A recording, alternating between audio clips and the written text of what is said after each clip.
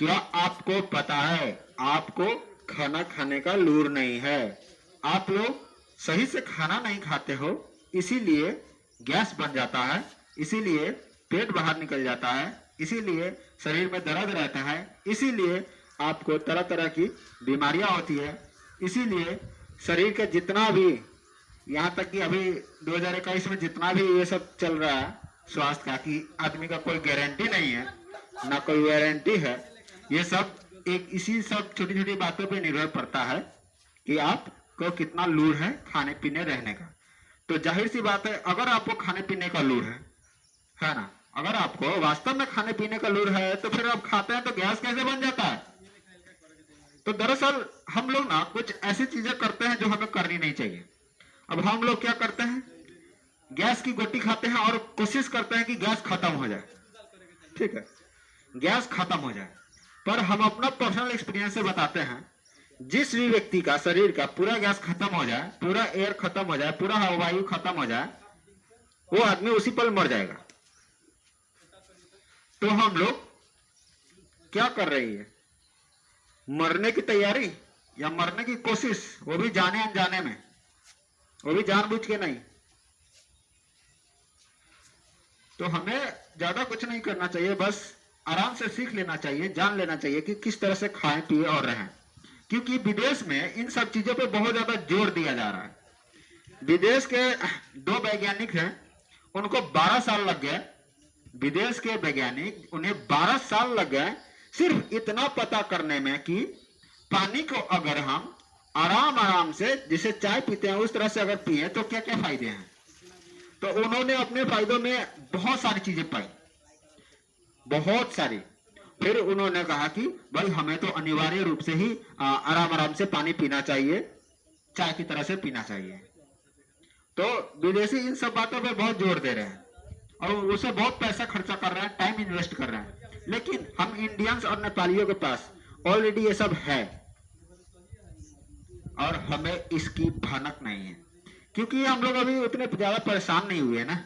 विदेश के लोग शुरू से ही, बहुत सालों पहले से ही बहुत गरीब है ना, और बहुत तकलीफ भरी जिंदगी जी है उन लोगों ने। तो अब जब उन्हें मौका मिला है, उन्हें टेक्नोलॉजी मिली है, अब उन्हें सुविधा मिला है, तो वो कोशिश ये कर रहे हैं कि भविष्य में चाहे अब कुछ भी हो जाए, हम लोग वापिस से उस तरह की परिस्थिति में ना फंसे, हम लोग खुद बेहतर बने और अपनों को भी बेहतर बनाएं, ताकि उस बुरे दिन जैसा फिर दोबारा दिन दिखना ना पड़े। लेकिन हम लोगों के पास हजारों सालों से सब चीज का सुविधा है, इधर जमीन है, इधर धान उपजा सकते हैं, गेहूं उपजा सकते हैं, खा सकते हैं। लेकिन बहुत सारे देशों में तो 9 महीने तक ठीक से घाम तक नहीं निकलता है, जिसकी वजह से वहां पे बहुत ज्यादा बर्फ रहता है और वहां पे कुछ उपजता भी नहीं है। उधर का गाछ बड़ा होने में बहुत टाइम लगता है, और जब आदमी जन्म लेता है तो उसका बचने के चांसेस भी बहुत कम होता है। तो जब कोई 1 साल बच जाता है तो उसे हैप्पी बर्थडे के नाम से उसका बर्थडे मनाया जाता है। इस बात के लिए खुशी मनाया जाता है कि भाई तुम 1 साल जिंदा रह गए। और हमारे इधर देख लीजिए, हम लोग 1 साल, 10 साल, 50 साल जिंदा रह जाए फिर भी कोई बर्थडे नहीं मनाते हैं, क्योंकि हमें पता है हम जन्म लिए तो जिंदा रहेंगे 5 साल, 10 साल, 20 साल या 50 साल या 100 साल, जितने साल रहे बुढ़ा के ही मरेंगे। हम लोग कभी इस बात का खुशियां नहीं मनाते कि हम 1 साल जिंदा रह गए, हम 2 साल जिंदा रह गए, हम लोग नहीं मनाते हैं। लेकिन अब धीरे धीरे धीरे उधर का जो है स्वभाव अब हम लोग भी अपने अंदर ला रहे हैं, और जैसे जैसे उधर का स्वभाव अपने अंदर ला रहे हैं वैसे वैसे उधर का बीमारियां भी, उधर का जो है खराब हालचाल, खराब सोच, वो सारी चीजें हम लोगों के अंदर आ रही है, हमारे बच्चों के अंदर आ रही है। तो हम लोग अपने बच्चों को सही से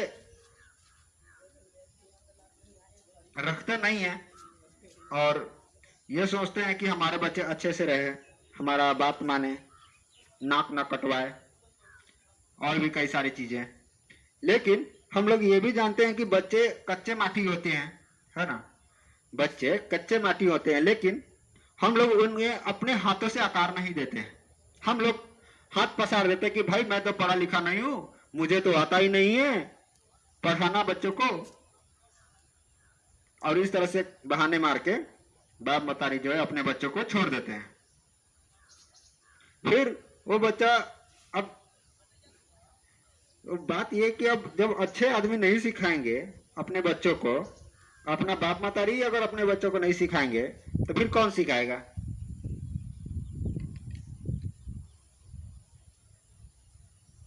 अब उन्हें लगता है कि स्कूल भेजते हैं ना, स्कूल में सर है वो सिखाएंगे, तो उनको ना सर से जाके मिलना चाहिए और पूछना चाहिए, क्योंकि अब हम लोग पढ़ने गए हैं तो हमें पता है, हम भी साल स्कूल गए हैं, सालों साल। तो सर ये कहते हैं कि इसका बाप माता इस पे ध्यान ही नहीं देता, ये हमारा बात सुनता ही नहीं है, और जाओ भाई पढ़ो तो वाह, ना पढ़ो तो वाह, हमें तो महीना आता रहेगा, हमारा क्या बिगड़ेगा, बिगड़ेगा तुम्हारा। तो इसी तरह जो है बीच में बच्चे का लाइफ एकदम गड़बड़ हो जाता है, ना बाप माता ने ध्यान दिया ना टीचर से हो पाया, क्योंकि ये सब तभी संभव है जब बाप मतारी और स्कूल ये दोनों मिल के जब बच्चों पे ध्यान देंगे तभी वो पढ़ेंगे। और अभी के टाइम में देख लीजिए, इंसान का बच्चा सबसे जो है गैल गुजरल है, उसके पास ऐसा माना जाता है और ऐसा गांव घर में कहा जाता है, पढ़ावा का लड़का एकदम बकलोलवा रे बंडोलवा, ये तो बुद्धि नहीं के। इस तरह से आप परसेंटेज में देखेंगे तो आपको 90% से ज्यादा बच्चे ऐसे मिलेंगे जिसका दिमाग कमजोर है। अब एक बात बताइए, इस पूरे संसार में सबसे बुद्धिमान जीव इंसान माना जाता है, तब ध्यान से सुनिए, ये जब पूरे संसार में सबसे बुद्धिमान इंसान है, सबसे तेज दिमाग इंसान का है, तो फिर आज हमारा बच्चा का दिमाग इतना कमजोर कैसे है?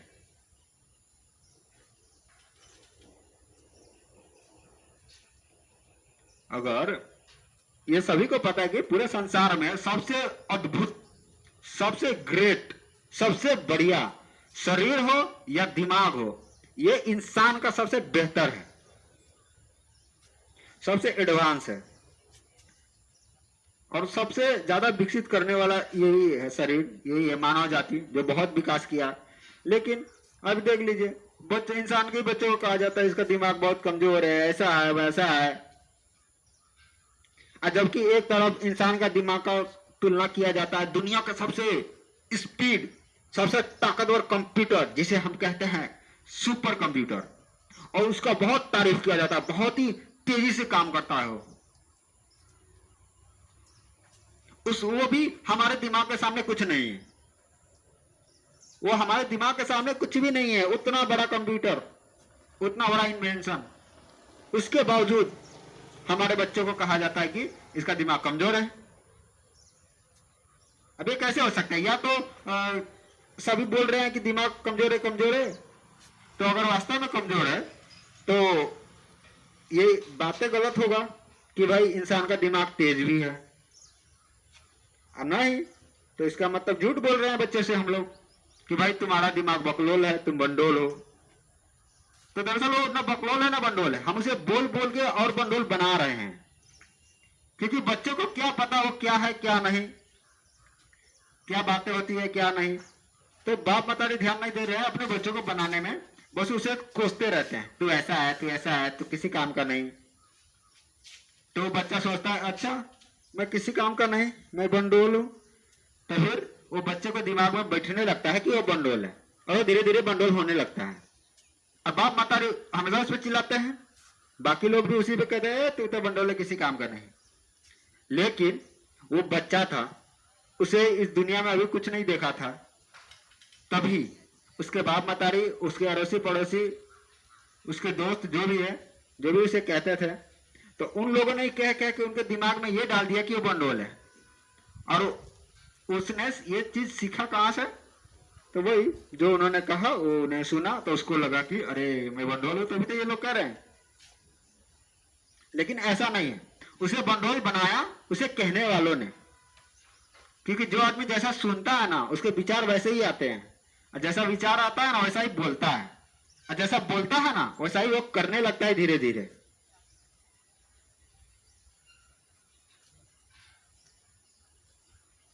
तो बच्चा जब दुनिया में आया तो कुछ सीख के नहीं आया था, वो तो इस दुनिया में ही आके सीखेगा। तो उसके बाप मतारी ने ध्यान दिया नहीं, उसको सिखाया नहीं, ना ही किसी और ने सिखाया, बस उसको कोसते रहते कि तुम बंडोलो बंडोलो बंडोलो, किसी काम के नहीं। तो उसने क्या सुना कि वो बंडोल है, तो क्या दिमाग में गया, बैठ गया कि वो बंडोल है। बस यही सोचता रहता था कि यार मैं किसी काम का नहीं, सब लोग काम के हैं, मैं किसी काम का नहीं। जबकि सच्चाई तो ये है कि आप किसी भी इंसान के पास चले जाओ अभी के टाइम में, किसी भी इंसान के पास, उसके दिमाग के अंदर भी इसी तरह का चल रहा होगा कि भाई मैं तो बहुत परेशान हूं, मेरा जिंदगी झंड है, मैं कहां फंस गया यार। ऐसे वो अंदर ही अंदर दुखिया गाता रहता है। ऐसा कोई नहीं मिलेगा जो आपको कहेगा यार मैं तो बड़े मजे में हूं, मैं आगे भी बड़े मजे में रहूंगा और बहुत अच्छे से अपनी जिंदगी जी रहा हूं, अपने मर्जी से जी रहा हूं। तो अभी के टाइम में कहते हैं कि कोई खुश नहीं है। और इसका अब मैंने तो दूसरे के मुंह से अभी तक ये नहीं सुना है कि इसका पीछे का कारण क्या है, मगर मैं अपने एक्सपीरियंस से बता सकता हूं कि इसका पीछे का कारण है उन लोगों के पास नॉलेज नहीं है, ज्ञान नहीं है, एक्सपीरियंस नहीं है। क्योंकि उन लोगों ने रामायण महाभारत को कोई कहता है क्या वास्तव में राम जी थे, क्या वास्तव में कृष्णा जी थे, अरे थे या नहीं थे उसको मारो गोली, और वहां पे क्या सीख है, तुम्हारे काम का क्या है वो ले लो और उससे काम करो, अपना जिंदगी जीने का कला आ जाएगा आपको। तो हम लोग ये काम नहीं करते, हम लोग ये ढूंढते हैं कि राम जी ने कहा गलती किया था। राम जी बड़ा खचरा राजा था, उसने सीता जी से कुछ नहीं पूछा, उसको वनवास भेज दिया। कैसा आदमी था यार, गधा आदमी, मूर्ख आदमी, हाँ, गर्भवती आदमी को भेज दिया हाथी में, जंगल में। फिर हम कृष्णा जी पे जाते हैं, उनके बारे में तरह तरह के बातें करते हैं और कहते हैं किसी काम का नहीं है, ऐसा वैसा है वो गधा कहीं का। लेकिन हम लोग ये नहीं देखते कि उन लोगों ने क्या क्या अच्छाई की है, कितना अच्छा किया उन लोगों ने। अगर हम वास्तव में अगर हम अच्छे हैं और अच्छा करना चाहते हैं तो उनकी बुराइयां को छोड़ो, अच्छाइयां को ले लो, फिर देखो आपका जिंदगी कैसे हो जाता है, एकदम जीने लायक जिंदगी हो जाएगा और फिर आप कभी अपने जिंदगी से शिकायत नहीं करेंगे। तो दुनिया में बहुत सारे ऐसे लोग हैं जो कि जिंदगी में बहुत नीचे गए, बहुत नीचे गए, बहुत ही नीचे, बस वो मरने ही वाले थे इस तरह से कह लीजिए, या हद से ही ज्यादा नीचे चले गए थे। फिर उन्हें किसी न किसी बहाने, किसी न किसी तरीके से रामायण महाभारत भगवत गीता इन सब चीजों से भेंट हुआ। इन सब बातें करने वाले, सोच रखने वाले और ज्ञान बांटने वाले लोगों से वो लोग मिले और फिर उन्होंने ये जानना शुरू किया। वहां से धीरे धीरे जब उन्होंने भी थोड़ा पढ़ना शुरू किया, सुनना शुरू किया, तब उन्हें समझ में आने लगा धीरे धीरे कि जिंदगी क्या है और कैसे जीना चाहिए इसे। और फिर उन्हें हर पल मजा आने लगा, खुशियां मिलने लगी और उन्हें हर बात के तकलीफ से छुटकारा मिलने लगा और उनकी जिंदगी देखते देखते बहुत ही ज्यादा बेहतर हो गई। इतना ज्यादा बेहतर कि लोग अभी तपस्या भी करते रहे ना 10 जन्म 20 जन्म, तब ये नहीं होगा। और वो खरबों अनगिनत पैसा भी किसी आदमी के ऊपर खर्चा कर देना, तब ये नहीं होगा। इस बात का सबूत है एक नाम, जिसे आज पूरा दुनिया जानता है और उन्हें हर बात के लिए या कह लीजिए बहुत सारी बातों के लिए अवार्ड दिया जा रहा है। उनको बहुत सारी अवार्ड मिल रही है और सिर्फ अवार्ड नहीं, दुनिया का नंबर 1 होने का अवार्ड, कि तुम बिजनेस ट्रेनर में नंबर 1 हो, तुम्हारा यूट्यूब चैनल नंबर 1 है, इस सभी बातों के लिए अवार्ड दिया जा रहा है।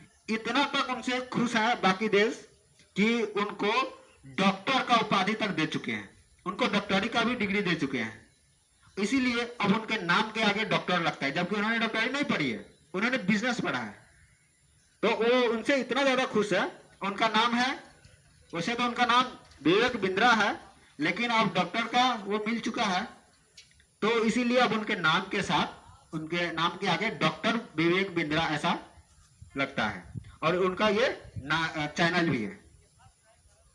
तो वो एक अनाथ व्यक्ति है, अपना पढ़ाई उन्होंने लोन लेके किया बैंक से, किसी तरह गुजारा करते थे काम वाम करके, तो लोन लेके पढ़ाई किए, उसके बाद नौकरी नहीं मिला, सब गड़बड़ हो गया। उसके बाद थक हार के इस्कॉन, जिसके स्थापक क्या नाम है उनका नाम है लीला प्रभुपाद जी महाराज। अभी ठीक से याद नहीं है, फिर भी मैं उनका नाम लेने की कोशिश करता हूँ। श्री लीला प्रभुपाद जी महाराज, उनका यही नाम है। वो इंडिया के रहने वाले। वो इंग्लिश और संस्कृत दोनों ही बहुत ही ज्यादा बेहतर से पढ़ना जानते थे, लिखना जानते थे। कहते हैं वो इंग्लिश इतना ज्यादा अच्छा जानते थे कि अमेरिका के लोगों से अगर वो कुछ बोले तो उन लोगों को डिक्शनरी पलटाना पड़ेगा कि भाई ये बोल क्या रहे हैं, क्योंकि अंग्रेजों को भी उतना अंग्रेजी नहीं आती थी जितना उनको अंग्रेजी आती थी। तो इंडिया में थे वो, उनके गुरुजी को ये संदेश मिला कि उनको गुरुजी बोले उनको कि देखो हमारा जो संस्कृति है, हमारा जो ये भगवत गीता है, ये अब समाप्त होने वाला है, पूरे दुनिया से भी खत्म होने वाला है। बहुत ही कम किताब बच गया था दुनिया में। अब कहें कि तुमको इंग्लिश भी आती है, संस्कृत भी आती है, तो तुम ये काम करो, इस भगवत गीता को बचाओ। तो उन्होंने कहा ठीक है हम बचाएंगे। तो उन्होंने कैसे करके अमेरिका चले गए और अमेरिका में जाकर वहां पे अपना जो है वो भगवत गीता का किताब का वहां से पूरे दुनिया में प्रचार करना शुरू किया, मंदिर बनाना शुरू किए और एक संस्था का संगठन किए जिसका नाम रखे इस्कॉन। तो वही इस्कॉन में टेम्पल में, उसी इस्कॉन टेम्पल में जो कि इंडिया में था, तो विवेक बिंद्रा जी चले गए और वहां पे 3-4 साल रहे और अच्छे से पढ़े भगवत गीता को। और जब उन्हें भगवत गीता समझ आ गई तो कुछ सालों के बाद उनके गुरुजी ने कहा कि देखो ये इस्कॉन जो संस्था है ये लोगों की मदद करता है, ये मदद करने के लिए है, और तुम जो बिजनेस पढ़े हुए व्यक्ति हो और तुमने भगवत गीता भी अच्छे से पढ़ रखी है, तो तुम एक काम करो, जब तुम बिजनेस के फील्ड में उतरे थे तो तुम फेल हो गए थे, तो अब एक काम करो कि अब तुम ना इस बिजनेस नॉलेज को और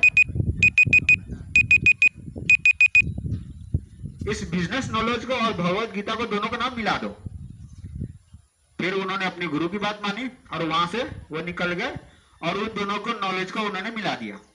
और जब उन्होंने मिलाया फिर शुरू हुआ दुनिया का नंबर 1, हर चीज में, लगभग हर चीज में, बिजनेस ट्रेनिंग में हो या और भी कई सारे रिकॉर्ड में उन्होंने नंबर 1 का खाली उनको अवार्ड मिलता रहता है अक्सर। तो जब उन्होंने भगवत गीता और बिजनेस नॉलेज को मिलाया तो उनको एकदम परफेक्ट नॉलेज मिल गया कि भाई कोई भी चीज काम कैसे करेगा, पट से रिजल्ट कैसे आएगा एकदम बेहतर, सही तरीके से, कम खर्चे में, कम समय में, नेचुरल तरीके से। तो इस तरह के करके उन्होंने अब अपना बिजनेस शुरू करना स्टार्ट कर दिया। वो ट्रेनिंग देते थे कि भाई आपको अपना बिजनेस कैसे चलाना है। तो जब उन्होंने भगवत गीता को मिलाया और अपने बिजनेस नॉलेज को, तो उन्होंने बहुत ही कमाल कर दिया पूरे दुनिया में। और उनके बारे में जानना है तो यूट्यूब पर जाइए और लिखिए डॉक्टर विवेक बिंद्रा जी, और उनका बायोग्राफी सबसे पहले देखिए और फिर उनके वीडियोस देखिए और फिर उनके बारे में जानिए कि वो क्या क्या किए हुए हैं, उनका किन किन बातों का अवार्ड मिला हुआ है, किन किन चीजों का उन्होंने वर्ल्ड रिकॉर्ड बनाए हुए हैं। तो समय बहुत हो गया है, अब हम चलते हैं घर, सुनते होंगे एक गीत।